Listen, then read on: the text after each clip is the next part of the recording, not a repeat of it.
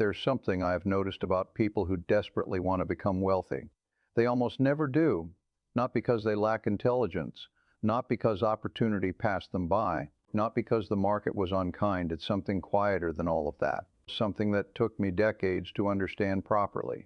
And I suspect most people will spend their entire financial lives never quite seeing it. So let me try to explain it to you the way I wish someone had explained it to me when I was 19 years old.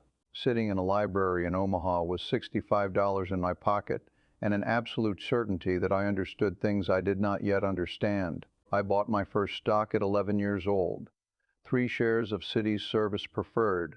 I paid $38 a share. Within weeks, it dropped to 27. I watched that number every single day. I checked obsessively. I felt the specific, quiet misery that comes from watching something you believed in move in the wrong direction. Then it recovered. It climbed back to $40. I sold immediately, relieved, proud of myself even. It then went to $200. Now most people hear that story and think the lesson is about patience. Hold longer. Don't sell too soon. And yes, that is part of it. But the deeper lesson, the one I carried with me for the next 70 years, was about what I was actually doing when I bought that stock. I was not investing. I was managing anxiety. I was trying to feel better about money. I was watching a number on a page the way a nervous person watches the door. And the moment that number gave me permission to relax, I left. I didn't leave because of logic. I left because the discomfort had passed. That is not investing. That is emotional self-regulation dressed up in financial clothing. And the majority of what people call investing today is exactly that. Let me tell you about a principle that I consider more valuable than any stock screen, any valuation model, any ratio I have ever used. I call it the difference between building and hunting. Most people approach markets like hunters. They are looking for the kill. They scan. They move quickly. They are alert to signals. They want to strike before someone else does. And when they catch something, when a stock moves up 15% in a week, they feel the satisfaction of the hunt. They got it. They won. The problem is that markets are not forests, and the prey does not stay dead. Hunters in financial markets spend enormous energy, generate enormous activity, and very often end up with less than if they had simply planted something and walked away. I know because I was a hunter once. In my early years, I was buying and selling constantly. Graham had taught me to find cigarette butts, cheap, beaten-down companies with one puff of value left. You buy them, you take that last puff, you move on. It works. It's even intellectually satisfying in a strange way, but it is exhausting, and it does not scale. There are only so many cigarette butts in the world, and you have to keep moving. Then something shifted. Charlie Munger, who I have described as the person most responsible for my actual financial results, though he still seems slightly annoyed when I say so. Charlie began nudging me in a different direction. He kept returning to the same idea, that a truly wonderful business bought at a fair price was worth infinitely more than a mediocre business bought cheap. I resisted this longer than I should have. Graham's influence ran deep. But eventually the evidence piled up and I stopped arguing with it. In 1972, we purchased See's Candies for $25 million. By nearly every traditional metric I had used up to that point, it was not a cheap purchase. The business had tangible assets worth about $8 million. I was paying 3 times book value. That would have horrified the younger version of me. But See's had something that does not appear on a balance sheet. People in California had given See's candy as a gift for decades. It meant something. When a box of See's showed up on a holiday, there was an emotional response attached to it that had nothing to do with the chocolate itself and everything to do with what giving it communicated. You could not put a number on that easily, but you could observe what happened when we raised prices. People kept buying. Every year we raised prices a little. Every year the demand barely flinched. Over the decades, See's generated more than $2 billion in pre-tax earnings on that original $25 million investment. It required almost no additional capital. It just kept producing. That is what a builder does. You find something with genuine, durable value. You support it.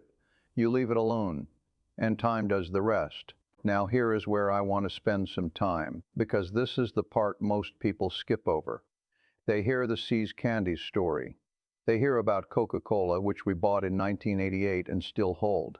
They hear about American Express, which we held through a crisis in the 1960s when the company was caught up in a salad oil scandal and the stock dropped precipitously, and rather than running away, we put 40% of our entire partnership into it because the underlying business was intact. They hear all of this and they think the lesson is buy good companies and hold them.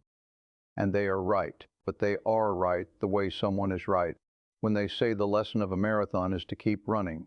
Technically accurate, practically useless without understanding the thing underneath it. The thing underneath it is this: you have to genuinely not need the money to do any of this correctly.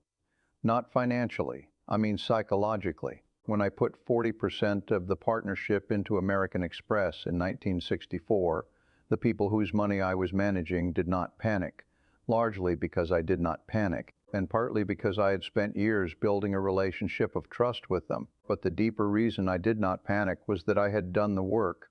I understood what American Express actually was.